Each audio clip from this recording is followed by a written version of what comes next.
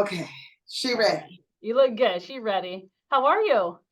I'm good. How are you? Yeah, we've talked so many times in the past. I lived in LA, was doing all the red carpet stuff. So it's good to see you in a different capacity this time. Usually it's, red carpets and movies and premieres, and this is a little different this time.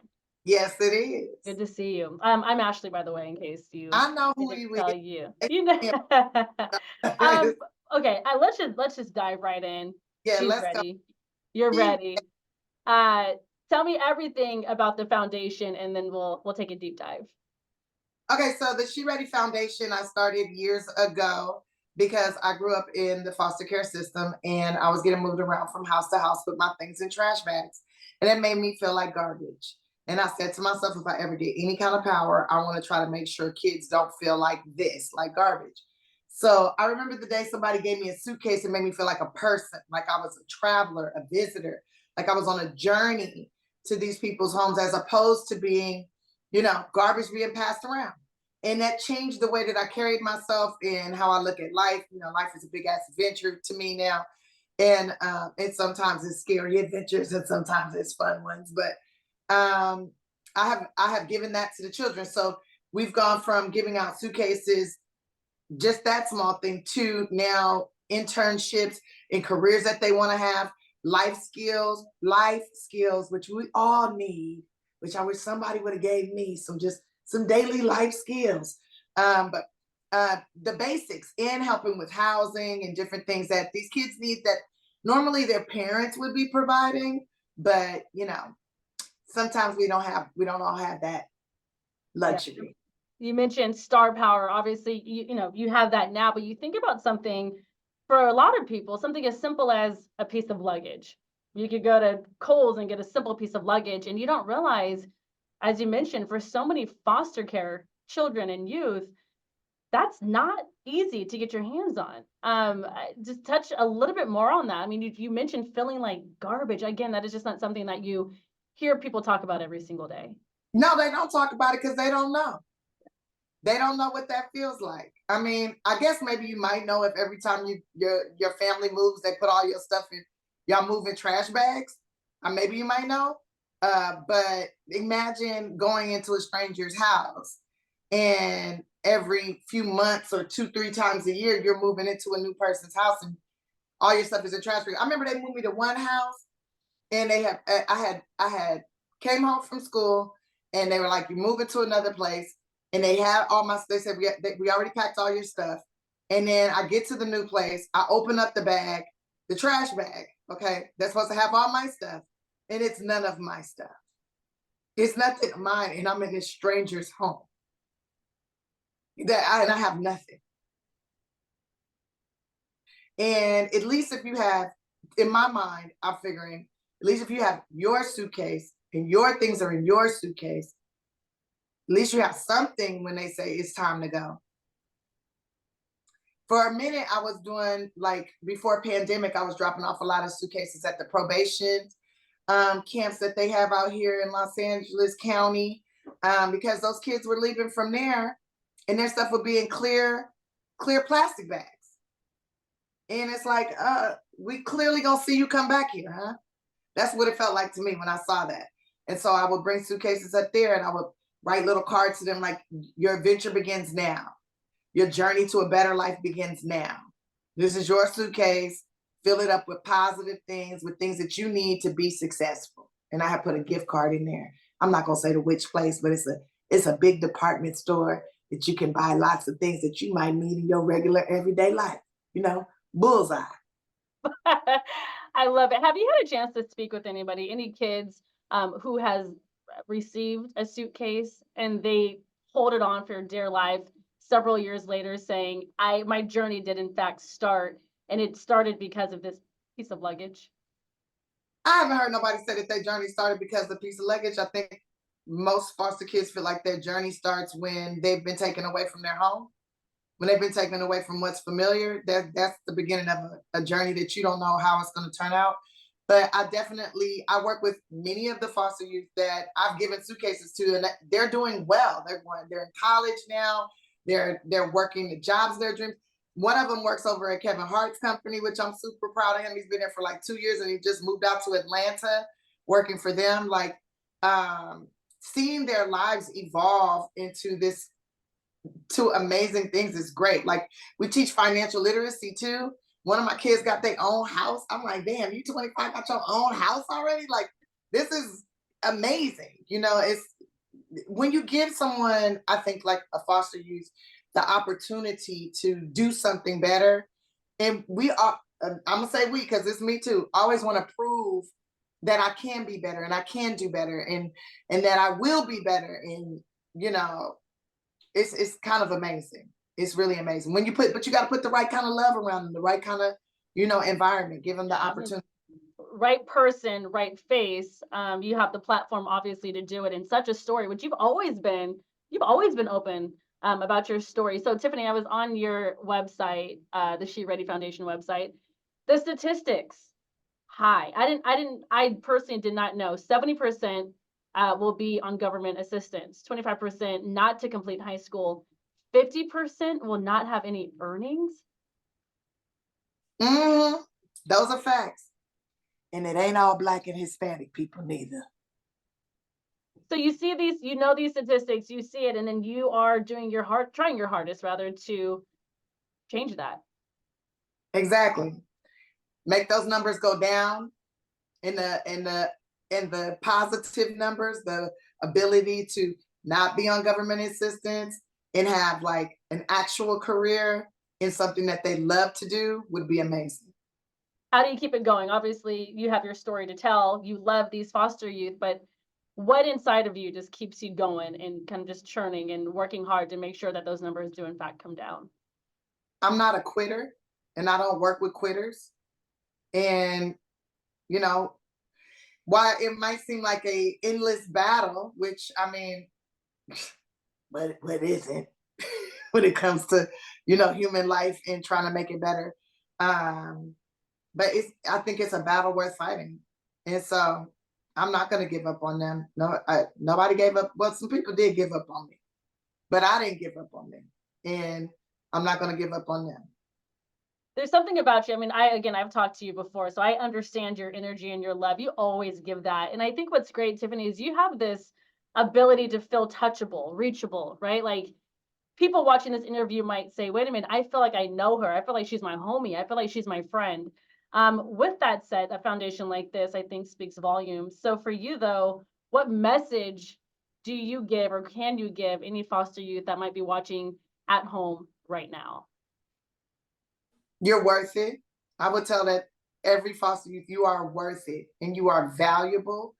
And while you might not feel like anybody cares at this moment, or that there's no one there for you at this moment or at any moment, somebody is right around the corner. Do not give up.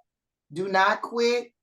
That moment you quit could have been the exact moment that got you to where you want to go, you know? And you can always be better and do better. While somebody might tell you, you ain't no good, you're not worth it, you're not this, they don't know your heart. You know your heart. You know what you're capable of, and do not quit on yourself. Do not quit on you. What was the turning point for you? Whether you're in someone's care and you said, I got to go left or right, and this is the moment where my whole world is going to change. Do you remember that? Yeah, I didn't know. You know what? I never knew when my whole world was going to change. It seemed like every day my whole world was changing. Things change so much, so often. As soon as I got a little bit comfortable, it changed. So there's every day was a whole new world. Like, and it was scary as hell. It's like people like, aren't you afraid of this? Aren't you afraid of that? Like, you don't know where I came from. You don't know how I grew up. You don't know what I was in the middle of. Like, if things are normal too long, that's a little scary. Mm. That's scary now.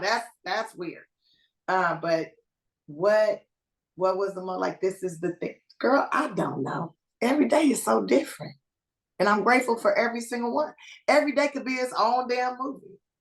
How Especially many this how one. many families were you with? And I'm curious, was there any one family that kind of helped shape you? I mean, I know you've had an extensive journey, but do you remember any one family or I mean, I think I got it from every single one, and I was in some group homes, and I was with some families. I think, uh, I mean, my personal genetic family was more influential in how I was able to function in those families. But like, I mean, I learned so much from so many different. I've lived with all kinds of people too, from the most ghettoist female to the most Hispanic Spanish family. Learn to play the accordion. Like, they got a mariachi band in this family. Like, I, eh, eh, I've learned from so many different types of people, especially during those formidable years, those teen years, those years where you feel like you are garbage because your hormones are so all over the place. That's the worst. Don't give me the leaning in, but that's the worst when you're like, your body's changing, right? And then your environment keeps changing, and then you don't feel adequate. It's like, who I need somebody to love me unconditionally. There's no unconditional love around here. Like, it's so messed up, and you have to really learn how to love yourself. And it's like nobody's teaching you. There's a bunch of adults out here that don't know how to love themselves. That have two parents. Nobody taught them. It is very difficult being human, and it's even more difficult when you don't have a guidance system. So, I appreciate all the people I live with. I can't answer your question. I can tell you it was 4 different families. It was 2 different group homes. It was not easy. I'm glad when my grandma got custody of me. I wish she would have took me all the way out the foster care system, but she couldn't afford to do so. So it was still always social workers coming around and all this. And I still had to ask the court for permission to do anything that I wanted to do with my life. I had to ask to be a comedian. I had to ask to do stand-up comedy. I had to ask to get a driver's license, to ask for everything uh, from the courts. State property, very valuable. You talk about finding this unconditional love, and you're getting emotional. Let me stop you. Actually, let me stop talking. Why are you getting emotional right now? I'm curious where the Because you emotions coming from. flashback, girl, you're making me think about it, and it was not easy. Those moments are not. It's not easy, and I just can imagine how, a kid today might feel. They have all this access to information and all, like, not only are you dealing with your own like hormonal war as a teen, but then you're looking at all this stuff all over the world, like, and the devastation, and it's just like, man, why was I born again? What was this for? Like, finding your purpose, you know? And sometimes you need people to love you in order to figure out where you're safe at, and what is my purpose. But everybody's journey is different. So It seems as though you stepped into your purpose. This is exactly what this is. Do you feel like this is what you're supposed to be doing? Like this is in fact why you're here. You feel that way? I feel like I've been on this planet for so long, and I have served many different purposes. Is this my sole only purpose? No. I have a lot of purposes. All of us have a lot of purposes. We like a multi-purpose outlet. I don't know what there's a purpose. I was thinking multi-purpose room. No, yeah. Room. I don't know. I don't Right. want to be a though, but like, some tool. I'm a Swiss Army knife. Okay, is it okay to call it Swiss Army knife? Is it Army knife? I'm a knife. I'm not a knife. I don't. I can do a lot of things. Yeah. There's a lot of purposes. Like, I like to think my main purpose is to bring joy. I'm an administrator of joy, and sometimes we got to go through a little pain to get to the joy to really appreciate it. Is this my main purpose? Probably not. We're not sure yet. We still living. We still going on the journey, right?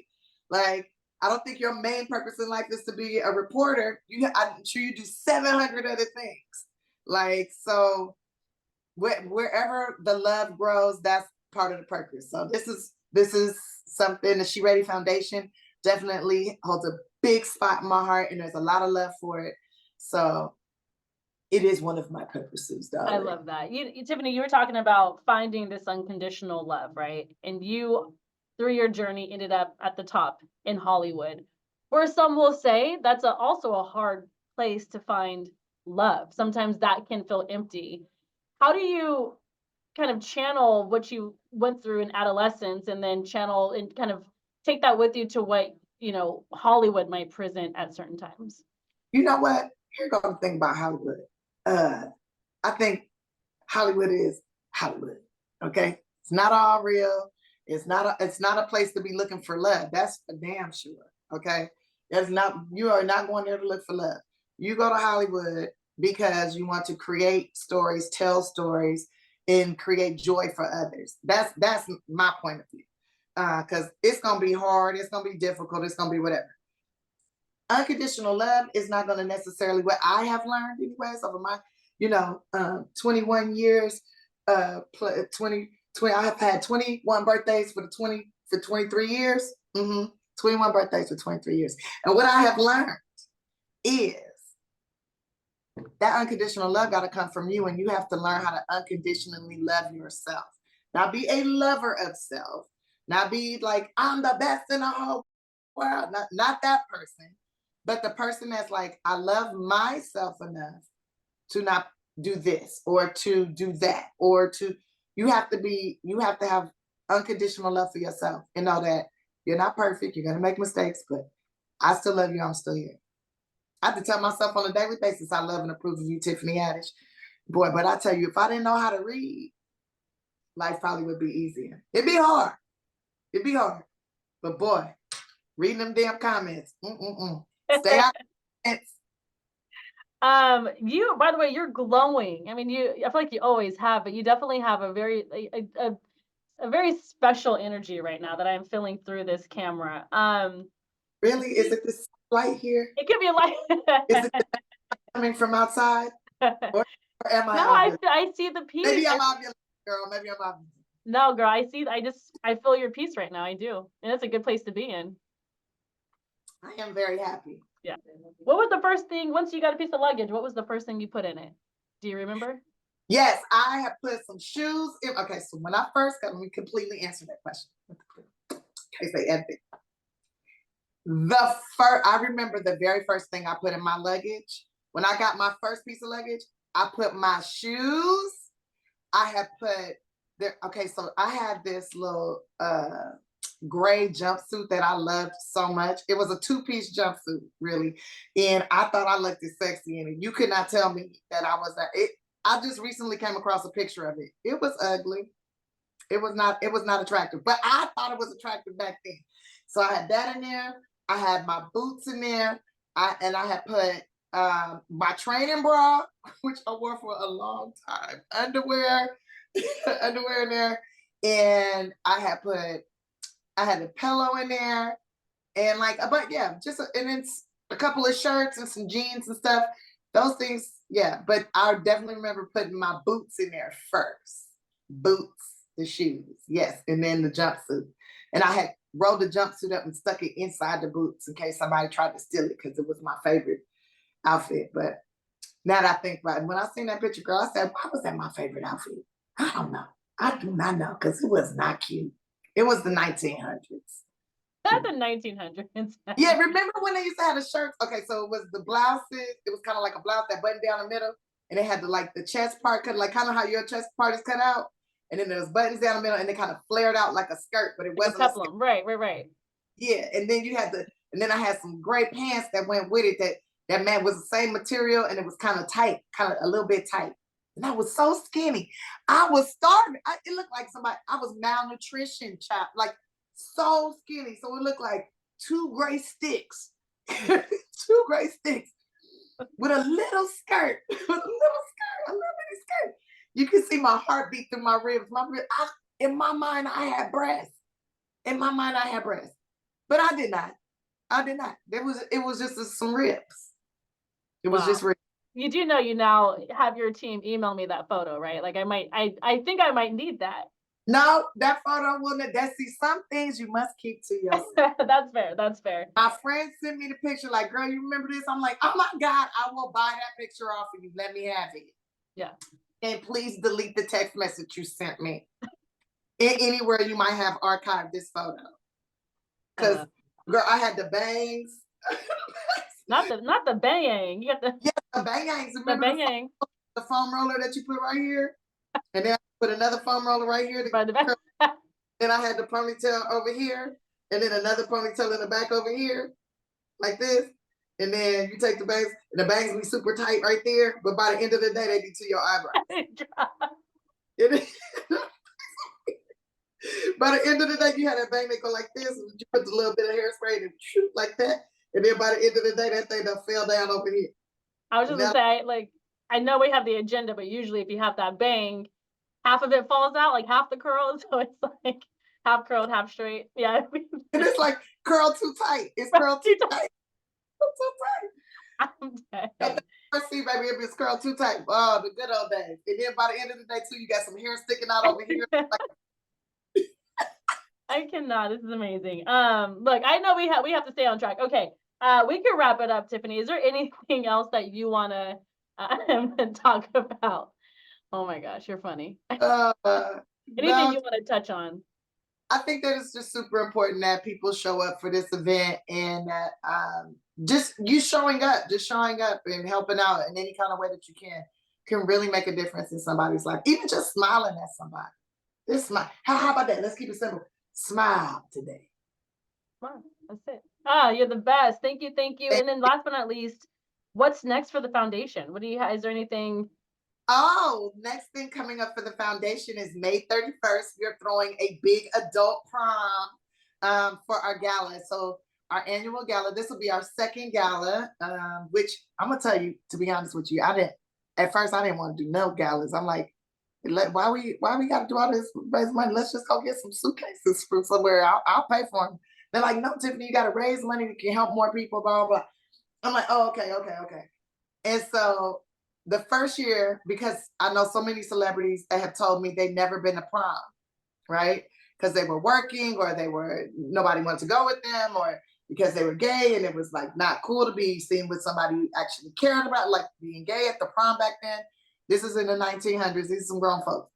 So, and now they're like, I'm like, hey, let's throw an adult prom for all the people who never got to go to prom, all the billionaires, millionaires, and thousandaires, whoever want to come, whoever wants to come can come to the prom. And the tickets ain't cheap, but boy, you're gonna help a lot of kids. You're gonna help, at least help me put half of them through college. That's like one of my goals: get them through college or trade school so they can do what it is they love to do. And it'll be a lot of fun. It's May 31st and we got some super dope, like, oh my God, it's 80s theme. So it's gonna be so cute. And then, we got the cover bands. It's a celebrity. I know we saw because Paris Hilton DJ'd your first one, right? Yeah, so she's coming to this one too. She's coming just to be, at the prom because she never Yeah. got to go to prom. She was the one who helped me come up with this idea. She kicked it off because I was telling her about when I went to a prom, and then she's like, "I wish I would have been able to do that." I was like, "What? You never got to do that?" Girl, I'm throwing a prom. And then I was like, wait, can you DJ? And then she was like, yeah, I'll DJ. I And love that it. was last year. But this year she's just coming just to party, just to have fun. As she should, right? We actually Yeah, talked about her today. She's coming to Sacramento to push a bill, which I think is great with what she's doing right now too. So, awesome. yeah, She's so awesome. People are like, oh, she's just that hot girl. No, that girl cares about people. She's so awesome. yeah. And she can relate to the same. She's been through a lot too. You would think like, oh, her mom and dad are rich, but no, she basically was in. Let me not tell her business. She wrote a book too, Yeah. and No, another one coming out May 7th as well. But you know, I'm here for the prom, for the luggage giveaway, for the foundation. love The it. foundation. Good to see you. Thank you, Thank, thank you, thank you. We got everything? All right, we have everything. We're good to go. Thank you to your team also for making this happen. Really appreciate you. All thank you. right, we'll Appreciate. see you soon.